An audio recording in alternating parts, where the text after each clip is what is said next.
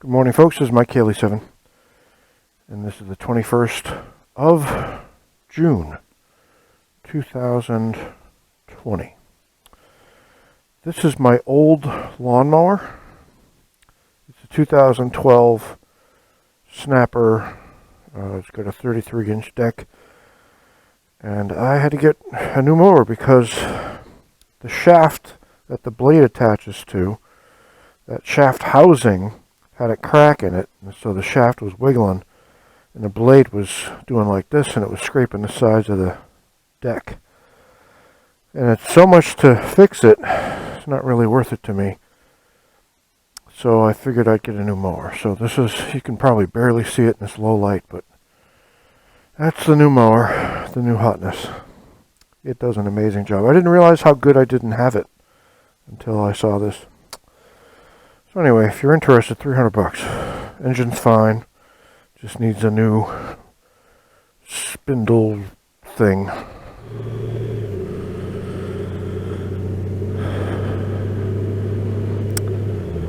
What a nice day. It's going to get hot later, so I'm out early today. It's 8:26.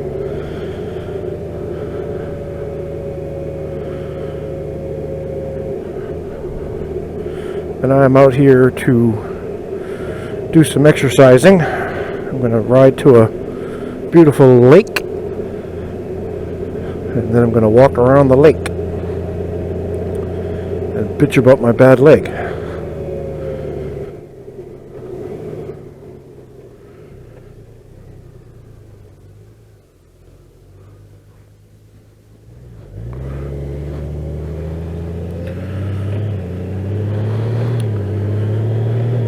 The bike doesn't look too bad after that rainstorm. My gloves are still wet. I had them sitting out in the garage for a while, but they're still kind of moist. Or maybe it's the coolness of the leather, I don't know.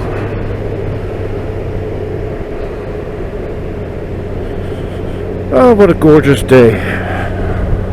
I'm not out this early usually. This is nice. It's a nice change of pace.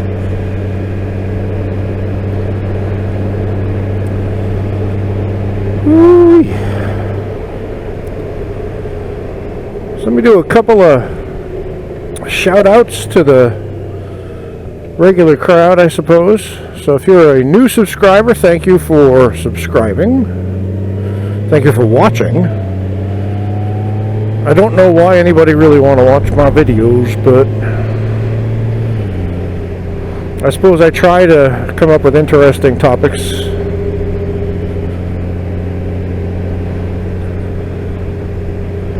So let me see, shout outs. Yeah, that's what I was going to do. Moto Mengi. I don't know if it's Moto Mengi or just Mengi, but Mengi, pretty good guy out in Pennsylvania. Love the roads he rides.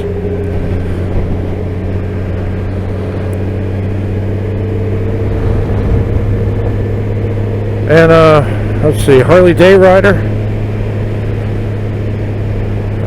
Let's see, Bodine 52, Harley Trek, Moose 3971. If you haven't heard of those guys, check them out.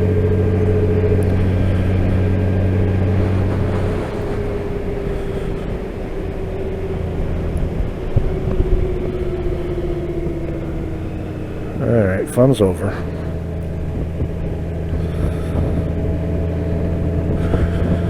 So this morning, one of the videos I was watching was about Harley-Davidson, and if they're going to go out of business, or what is going on with these two. I'm just going to back way off you guys, because clearly you have some stuff going on.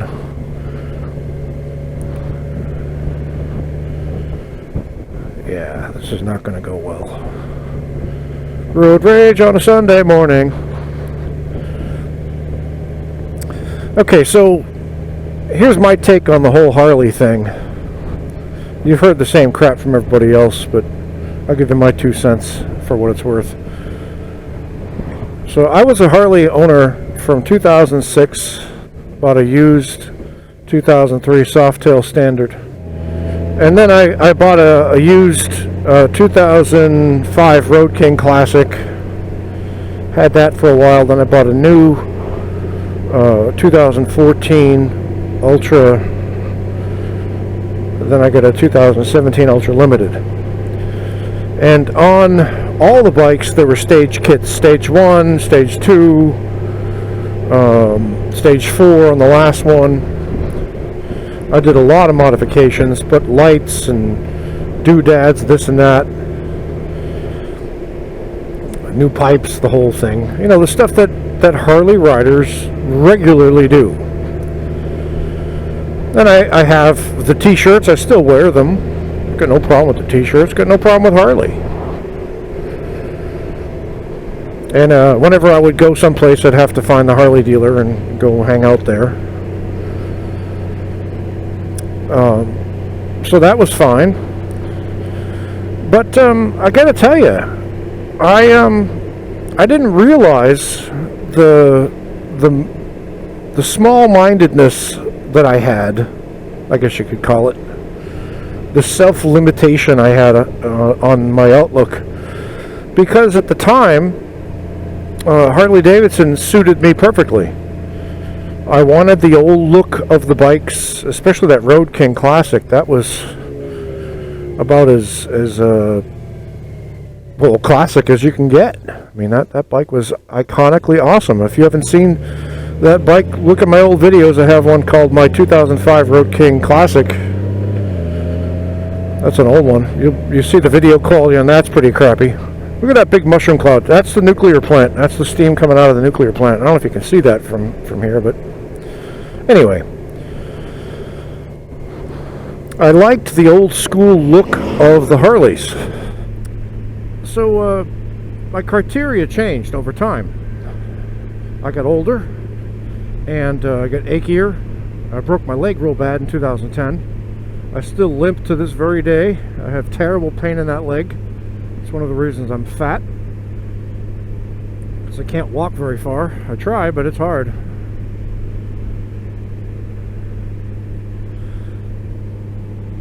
So I wanted more creature comforts. I wanted to have music.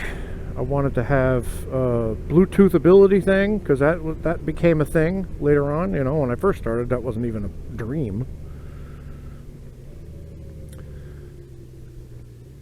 I wanted to have better wind protection, because I like to ride in cold weather.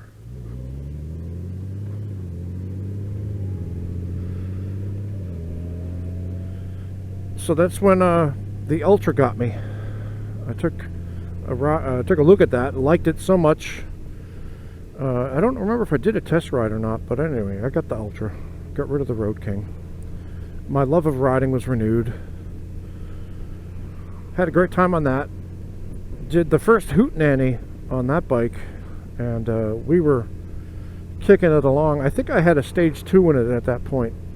We were kicking it along Highway 42, me and Moose 3971. He was on his Triumph at the time, and we were going through the twisties and, you know, fast and all this. And that's when I really started to get more of a focus on the performance aspect of motorcycling, riding fast, dipping the bike down low into twisties, that kind of thing.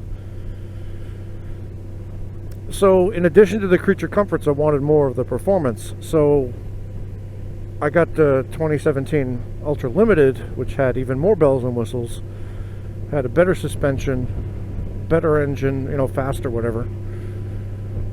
And then I got the Stage 4 upgrade, which was probably not the best idea, but anyway, it led me to where I am. So I was able to go faster.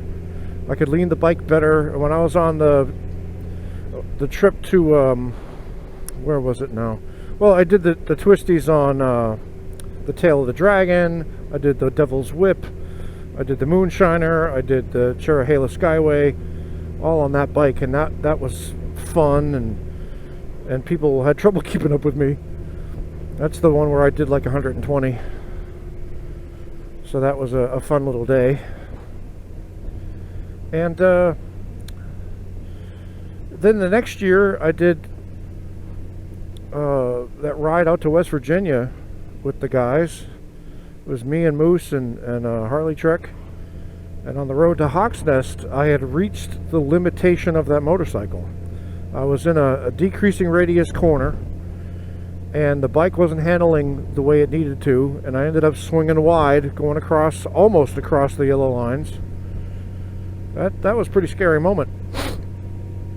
So it kind of started me, you know, I didn't even realize it at the time, but I started thinking, okay, I need something that can do more than this.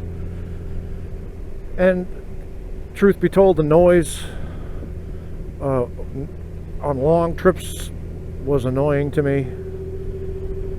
It would make my head ring and my ears would ring and I'd have a headache. And the people behind me often complained about how loud the bike was. They said, we know when you're going to get on it because Gemma sounds her war horn.